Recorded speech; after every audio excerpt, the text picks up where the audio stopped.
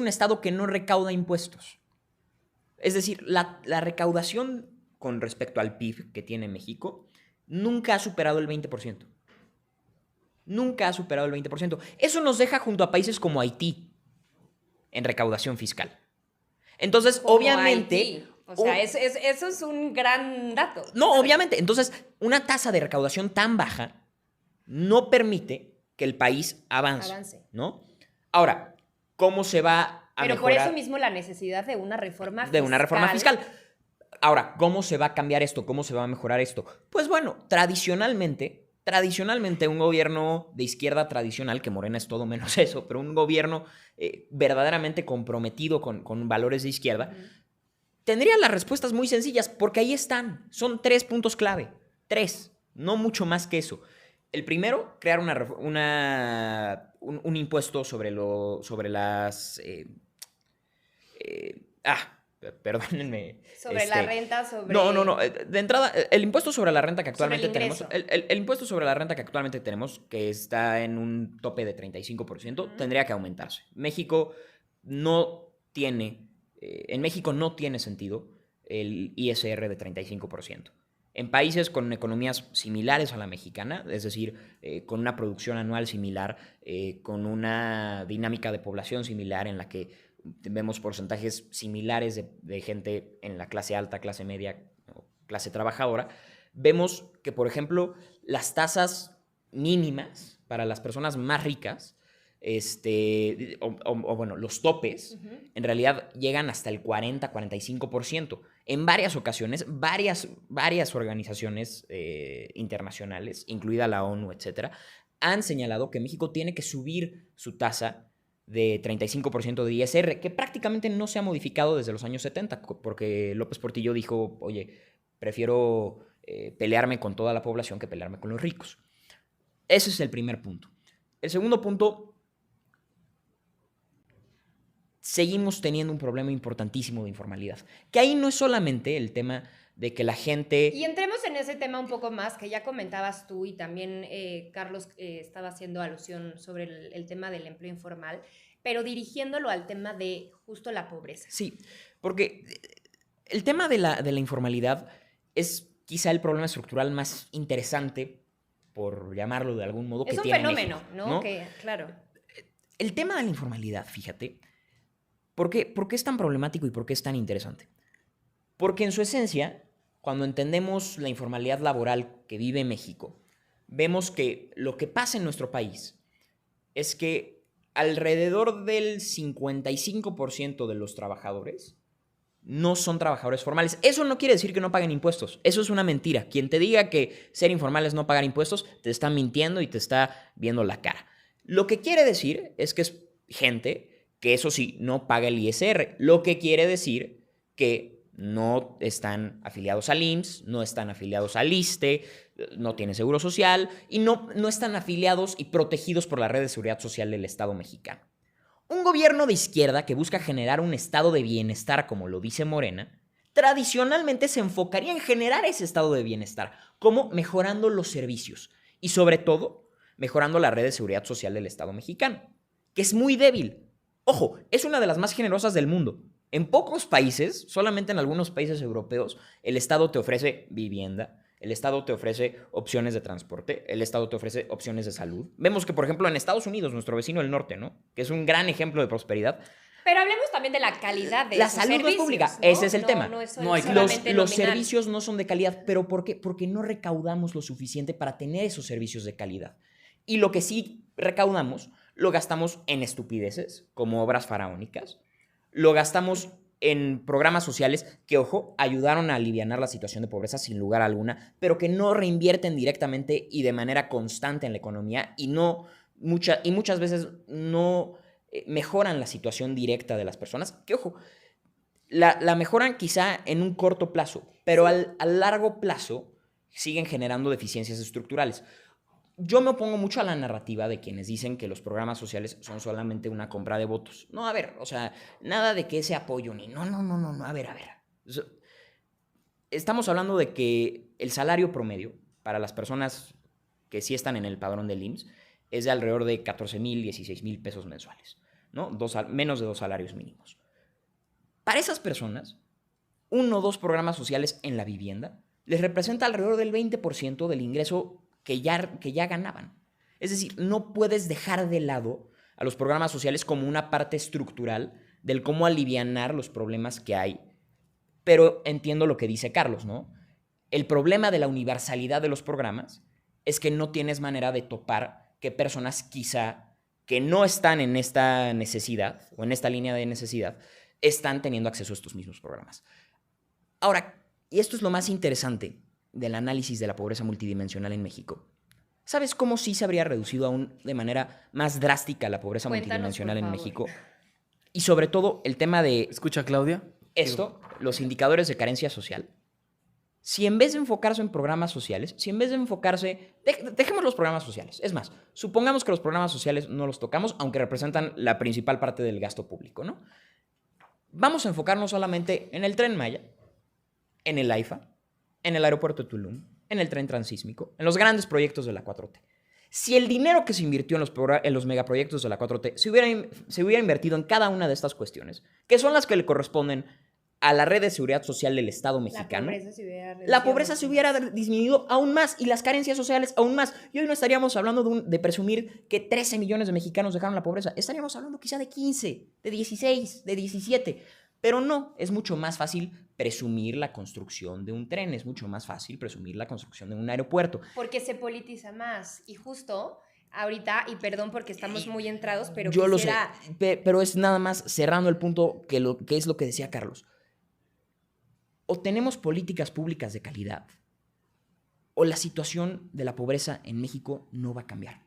Y ese es el meollo del asunto. Claro. No, y sabes, y te voy a decir una cosa, y lo que dice Gerardo de las mega obras, ok, es muy interesante, pero aunque se hubieran construido esas mega obras, si no hubiera habido los sobrecostos de Rocío Nale y los sobrecostos también, de estos obviamente corruptos, ¿sabes cuánto dinero tendríamos más? Sí. 1.2 billones. ¿Y saben qué se puede hacer con 1.2 billones? 5,000 hospitales. Claro. Se pueden hacer abasto de medicamentos, se puede hacer literal, o sea, con los 500,000 millones de pesos que se construyó el Tren Maya y todos los sobrecostos, 200,000 estancias infantiles. ¿Eso qué quiere decir? Que ya no tendrías a las mamás o a los papás metidos en las casas, o se tendrían que salir de trabajar porque tienen que cuidar a los niños, o tendrían los niños que dejar de estudiar para ponerse a trabajar y dar más dinero en las casas. La realidad es que una política pública de Peña Nieto, no sé si se acuerdan, pero fue...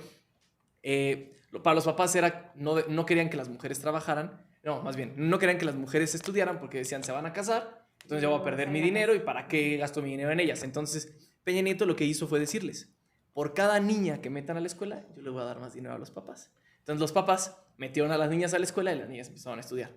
Hoy tenemos una mujer presidenta. Es ahí donde debe voltear a las estancias infantiles. Digo que las iba a reactivar, antes había más de 8,000, ahorita se hablan de 10 estancias infantiles. Con el 1.2 billones de pesos que hubiéramos ahorrado, 200,000 estancias infantiles, escuelas de tiempo completo, hubiéramos hablado de medicamentos, 5,000 hospitales, medicinas. Entonces, dinero hay. ¿Saben qué falta? Voluntad política. Y visión para saber redistribuir. Porque la voluntad política no existe. Entonces, a ver, hablaban de algo muy interesante y es ¿por qué el empleo? Hablábamos del empleo. ¿Saben quién controla el empleo hoy en día en México? El crimen organizado.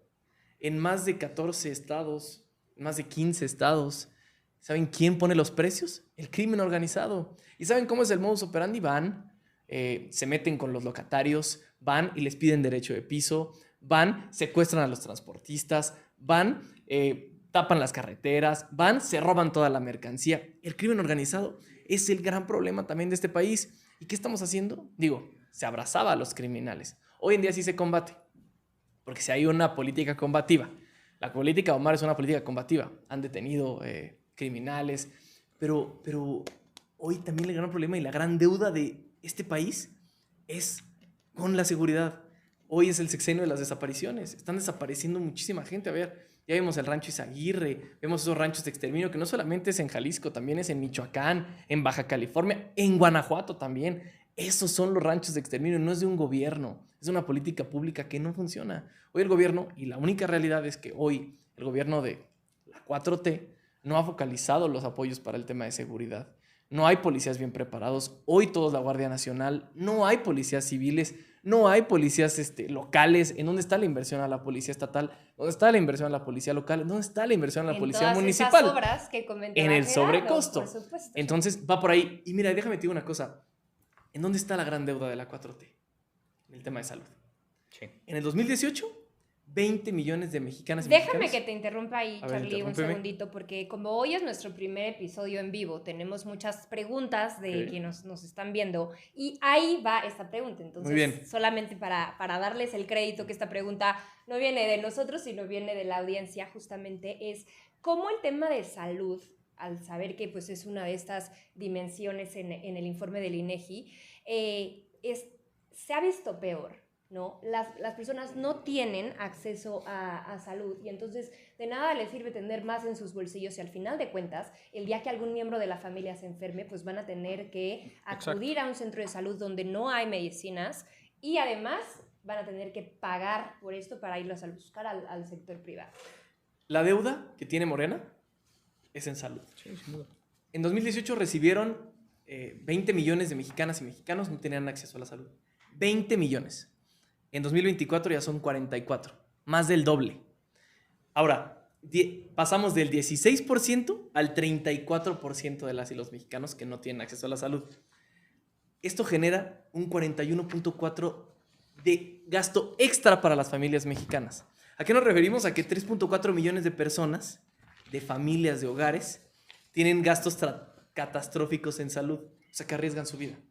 ¿Por qué? Porque gastan la mayoría de su sueldo. Además, 6 de cada 10 mexicanas y mexicanos va a salud privada o a farmacias.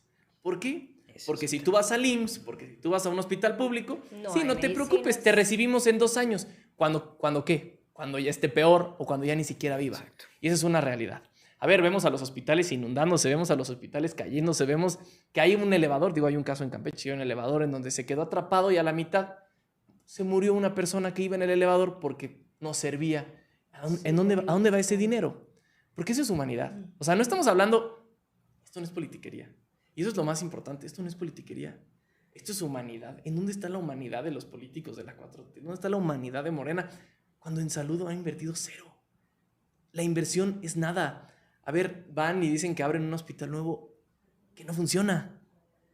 Como cuando abrieron su refinería, que no refinaba, pero esto es grave, porque eso son vidas de mexicanas y mexicanos. Claro. Esto no es un juego, y creo que sí es la gran deuda de Morena. Éramos uno de los países mejor posicionados en vacunación, se acabó. Éramos uno de los países que tenía un sistema de salud pública que era perfeccionable. Pero lo que hicieron ahorita y lo que hizo este gobierno es darle en la madre completamente a todo el tema de salud. ¿Por qué? Porque pues, para ellos lo que vende es lo electoral. ¿Y quiénes sufren de la salud? Pues solamente los que se enferman. Pero cuando te enfermas te das cuenta que fallaron. Le fallaron a los 130 millones de mexicanas y mexicanos, de los cuales 44 millones hoy no tienen acceso a la salud. Decían que el Seguro Popular no funcionaba.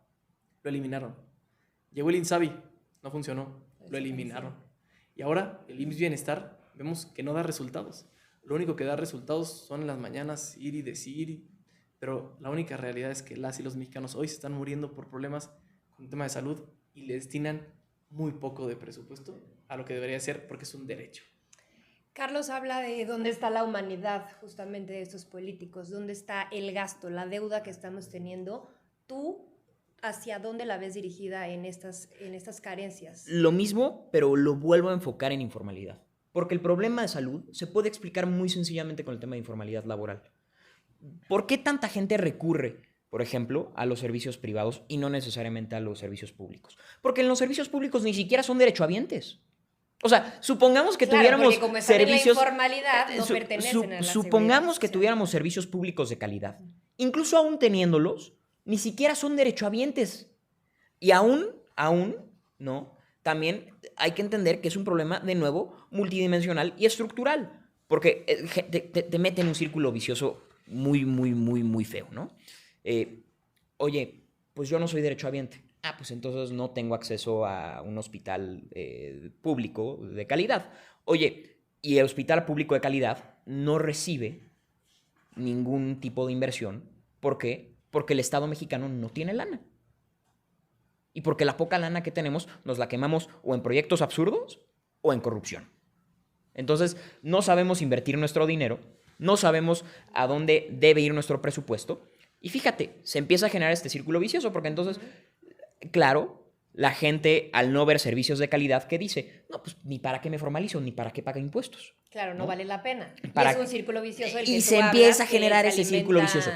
La las... gran pregunta que debería estarse haciendo Morena en este momento, y que debería estarse haciendo cualquier proyecto político serio, sea de oposición, sea de la 4T, es una: ¿cómo sacamos a México del círculo vicioso de la informalidad laboral? ¿No? Y yo creo que hay una gran respuesta, y que eso se ve reflejado en la presión que, por ejemplo, México vivió en el 2016 con el tema laboral. ¿A qué es a lo que voy? México tenía un gran problema en materia laboral, tremendo problema en materia laboral, porque las juntas de conciliación y arbitraje, que eran las encargadas de la justicia laboral previo a la reforma del 2019, era un golem jurídico espantoso, un Frankenstein que tenía partes del ejecutivo y partes del judicial, y que era el compadre que nunca había estudiado derecho administrándola, un poco como la Suprema Corte hoy en día, pero peor, ¿no? ¿Y cómo llegamos a resolver eso? Bueno, pues Estados Unidos, después de todo el tema del Telecán y demás, empezó a ver que los empleos que se estaban viniendo a México eran empleos muy mal pagados, pero que eso le convenía a las empresas estadounidenses, porque entonces podían producir muchísimo más y a mucho menor costo. Se genera todo este movimiento político en Estados Unidos de Bring the Jobs Back, ¿no? Que es el mismo movimiento político que le da su auge a Trump, y que gracias a ese movimiento político, Estados Unidos, por ejemplo, dice: oye, yo no me voy a meter al TPP, que es el Tratado de Libre Comercio del Transpacífico. Y entonces empieza una presión muy intensa a México, sobre todo de cara a la renegociación del Telecán, ahora Temec, para que hiciéramos una reforma laboral. Se hace primero la reforma laboral con Peña Nieto, pero es una reforma que se deja muy a medias porque no se homologa con la Ley Federal del Trabajo. Y antes de eso se hace otra reforma, que es quizá la reforma más importante que se ha hecho a la Constitución en los últimos años, en términos de bienestar real de la ciudadanía. ¿Cuál crees que es esa reforma? Que es la reforma de desindexación del salario mínimo. Porque el gran argumento que había usado durante años Lozano como secretario del Trabajo de Calderón, sobre todo, que fue la principal figura en esta ortodoxia de conservadurismo económico, ¿no?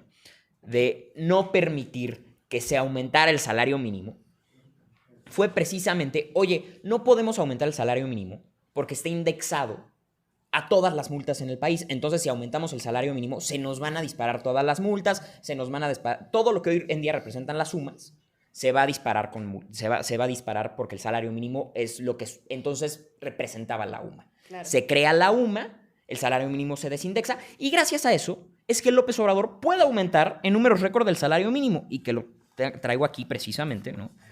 Vemos sobre todo el salario mínimo real, ajustado a la inflación, que eso es lo más importante. Vemos que se había quedado estancado.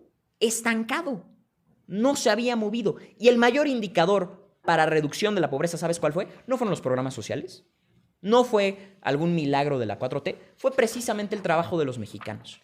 Fue la dignificación de su trabajo con el aumento al salario mínimo. Entonces, yo creo que hay que criticar la actitud criminal que tuvieron estos personajes, no por un tema partidista, por un tema justo de falta de humanidad, de no recompensar el trabajo de los mexicanos. Y creo que lo tenemos que hacer cada vez más. ¿Y sabes cuál es la mayor manera en la que podríamos dignificar el trabajo de los mexicanos? Ofreciéndoles servicios de calidad a través de una red de seguridad social del Estado muy bien respaldada. Claro. Pero eso no lo vamos a poder... con todas estas dimensiones de las que estamos hablando. Pero no lo vamos a poder hacer si no empezamos antes con una campaña masiva de formalización del empleo. Y ese es el gran problema. Es el punto de partida para ti. Exacto. Perfecto. Y bueno, tenemos ya poco tiempo, entonces me gustaría leer una última pregunta del público para quien quiera contestarla. Es interesante porque es un factor que creo que se mencionó superficialmente, pero no hemos entrado a fondo, y es acerca de las remesas. Y dice: ¿qué tanto influye el dinero que envían los migrantes en la supuesta disminución de la pobreza, y qué implica el hecho de que dependamos de este factor externo para reducirla? Bueno, primero, las remesas han reducido, y hay que decirlo. ¿Y qué tanto implica en el tema de la pobreza? Pues nada más en Chiapas, Oaxaca y Zacatecas representan entre el 12 y el 15% del PIB local. Entonces, influye 15% muchísimo. 15% es bastante alto. No, 15% sí. muchísimo. Entonces, influye mucho el tema de las remesas. A ver, nuestros paisanos mexicanos que van a Estados Unidos a trabajar en busca de un trabajo digno, se van de este país por falta de oportunidades. Y no solamente es ahorita, viene de sexenios anteriores. Sí, Y cada vez es un tema estructural y cada vez son más. Ahora con la llegada de Trump, las remesas van a la baja. Esto quiere decir que los mexicanos van a dejar de recibir dinero de sus parientes, de sus familiares de Estados Unidos. Entonces, preocupémonos en estados como Michoacán, en estados como Oaxaca, en estados como Zacatecas, en estados como Chiapas, en donde dependen mucho del tema de las remesas. Decirle a la gente, las remesas son muy importantes, pero no debemos solamente basar nuestra economía en, oye, pues llega estas remesas, y mucho también ha sido el lavado de dinero. También hay que decirlo, mucho también en el tema del narcotráfico y del crimen organizado. No todo, pero sí mucho. Entonces, ¿en qué va a influir? Muchísimo. El tema de la pobreza se ha reducido. Igual es gracias al trabajo, como decía Gerardo, de la dignificación del trabajo. Y lo hemos hablado y la izquierda lo ha defendido toda la vida. Y yo lo he dicho y lo comparto. Debemos de dignificar el empleo. El mexicano se debe sentir orgulloso de ir a trabajar y decir, hoy me alcanza para ir a comer con mi familia, hoy me alcanza para comprarle algo a mis hijos, hoy me alcanza para comer 3 veces al día, vaya. O sea, sí, llegamos a esos problemas, básicas, son necesidades básicas, cosas que no habían, que desgraciadamente no habíamos, pues no le habíamos puesto el ojo. El tema de López Obrador, que siempre habló del trabajador, es algo que yo le aplaudo. El tema del salario mínimo, yo le aplaudo. Como oposición hay que ser responsables. Y hay que ser una oposición que no le hable nada más a los que dicen no todo mal a López Obrador. También hay que decir, ¿se hizo un buen trabajo? Sí. ¿Se hizo un trabajo perfecto? No. Y unas cosas no van con otras. Y desmantelaron las políticas públicas. Íbamos a eso. Desmantelaron las estancias infantiles, las escuelas de tiempo completo, el seguro popular. Y a ver, la transferencia monetaria no reemplaza estos servicios. Eso también hay que decirlo. Ahora, el ingreso no es igual al bienestar. Eso también tiene mucho que ver. No se puede aplaudir esto cuando los niños tienen que abandonar la escuela porque tienen que trabajar, cuando sales a la calle te desaparecen, cuando las calles están llenas de baches, cuando si llueve, olvídate del metro, olvídate del metrobús, se te cae el metro. Son muchos los temas que hay que hablar. Ahora, la cobija, y esto lo decían así, la cobija es bastante grande. Si nada más cobijamos los programas sociales y no volteamos a ver las carencias, entonces hay problemas. Claro. Y hoy decir, este logro es de los mexicanos. El logro es el trabajo que decía Gerardo. Ya hay que dignificar el empleo. La gente tiene que salir orgullosa a trabajar y decir, yo estoy ganando lo que merezco. Y aunque no siempre pase, es una realidad. Y bueno, pues decir que la redistribución sin productividad pues es muy frágil. Es algo que se puede romper. O sea, tenemos que celebrar el tema del salario mínimo, pero como ya dijimos antes, sin crecimiento económico, sin productividad y sin empleo formal suficiente, no se va a lograr. Esto se puede romper en cualquier momento y podemos terminar en una crisis económica, podemos tener una crisis en donde no hay empleos. O hasta un estallido social, ¿eh? O sea, un estallido social. Que eso hubiera pasado en 2018 claro. Si no hubiera habido un cambio, ¿no? ¿No crees? No, sí. Pero, a ver, yo nada más, y con esto cierro, porque, híjole, dejaste justo lo mejor para el final, el tema de las remesas. El tema de las remesas es bien interesante. Porque, de hecho, aquí, si vemos, es parte de lo que se mide dentro de la encuesta del INEGI. Esto es lo que representa el trabajo de los mexicanos. Esto, que vemos que es el 62% de los ingresos. Las transferencias, que son programas sociales y remesas, son el 16%. Las remesas son una parte importantísima, sí, y hay que aplaudirle siempre a nuestros paisanos que viven en los Estados Unidos. De eso no me queda la menor duda. Pero tampoco hay que irnos con la finta, y creo que esa pregunta casi inducía la respuesta, ¿no? Porque en la pregunta había una afirmación, o sea, hablaba de supuesta reducción de la pobreza, cuando pues, esa reducción es innegable, por ejemplo. Y un poco con un poquito de trampa, ¿no? Porque asumía que las transferencias ya eran de por sí, sobre todo las remesas, el mayor contribuyente a la disminución de la pobreza, cuando vemos que no es el caso. Pero no solo eso.